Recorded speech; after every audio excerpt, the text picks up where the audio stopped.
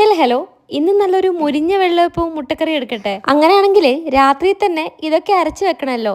ഇതിലോട്ട് ഞാൻ ചേർക്കുന്നത് പച്ചരിയും തേങ്ങയും ചോറും കുറച്ച് പഞ്ചസാരയും ആവശ്യത്തിന് ഈസ്റ്റും കൂടെ ചേർത്തിട്ട് ചെറിയ ചൂടുവെള്ളത്തിൽ പൊതിർത്ത് വെക്കും. അതിനുശേഷം ഒരു 6 മണിക്കൂറൊക്കെ കഴിഞ്ഞതിന് ശേഷമാണ് കേട്ടോ ഞാൻ അരച്ചെടുക്കുന്നത്. അപ്പോൾ രാവിലെ തന്നെ നമുക്ക് ഈ മാവ് വെച്ചിട്ട് നല്ല മൊരിഞ്ഞ വെള്ളയപ്പവും മുട്ടക്കറി ഉണ്ടാക്കാം. ആവശ്യത്തിലധികം മാവ് ഞാൻ ഉണ്ടാക്കിയിട്ടുണ്ട്. അത് പിറ്റേ ദിവസം കൂടി എടുക്കാമെന്ന് കരുതിയിട്ടാണ് കേട്ടോ. അങ്ങനെയാണെങ്കിൽ കുറച്ച് മാവെടുത്ത് മാറ്റിയിട്ട് ഫ്രിഡ്ജിലോട്ട് വെക്കാം. പിന്നില്ലേ, എൻ്റെ കല്യാണത്തിന് മുന്നേ ആണെങ്കിലും ഇപ്പം ആണെങ്കിലും തോട്ടം പോയി കഴിഞ്ഞ് കഴിഞ്ഞാൽ എൻ്റെ അമ്മ ചോദിക്കുന്നൊരു ചോദ്യമുണ്ട്, നാളെ എന്താ ആക്കണ്ടേ, നാളെ എന്താ വേണ്ടേ. അപ്പം ഞാൻ പറയുന്നൊരു വർത്താനമുണ്ട്, അതായത് അമ്മ എന്തുണ്ടാക്കിയാലും ഞാൻ കഴിക്കുമല്ലോ, പിന്നെ എന്തിനായി ചോദിക്കുന്നതെന്ന്.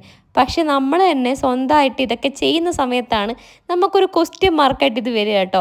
നാളെ എന്തുണ്ടാക്കും, ഉച്ചയ്ക്ക് എന്തുണ്ടാക്കും, രാത്രി എന്തുണ്ടാക്കും, വൈകുന്നേരം എന്തുണ്ടാക്കും. ഇപ്പം ഞാൻ പക്ഷേ ഏകദേശം പ്ലാനിങ്ങോട് കൂടിയാണ് കേട്ടോ കിച്ചണിൽ കയറുന്നത്. അതുകൊണ്ട് എനിക്ക് മുന്നേ തന്നെ ഐഡിയ ഉണ്ടാവും ഇന്നതൊക്കെ ചെയ്യുക എന്നുള്ളത്. അങ്ങനെയാണെങ്കിൽ കുക്കിംഗ് കുറച്ചുകൂടെ ഈസി ആയിട്ട് കൈകാര്യം ചെയ്യാമെന്ന് എനിക്ക് തോന്നിയിട്ടുണ്ട്. സത്യം പറഞ്ഞാലുണ്ടല്ലോ, എനിക്ക് ഈ വെള്ളയപ്പവും മുട്ടക്കറിയും കാണുന്ന സമയത്ത് അമ്മേനെയല്ല കേട്ടോ ഓർമ്മ വരുന്നത്, എൻ്റെ അച്ഛൻ്റെ ചേച്ചിയുണ്ട്, ഞാൻ അക്ക എന്നാണേ വിളിക്കുന്നത്, അവരെയാണ് എനിക്ക് ഓർമ്മ വരുന്നത്. അക്ക ഉണ്ടാക്കുന്ന നല്ല മൊരിഞ്ഞ വെള്ളയപ്പം മുട്ടക്കറിയാണ് ശരിക്കും പറഞ്ഞാൽ എനിക്ക് ഓർമ്മ വന്നത്. അടിപൊളിയായിരുന്നു കേട്ടോ.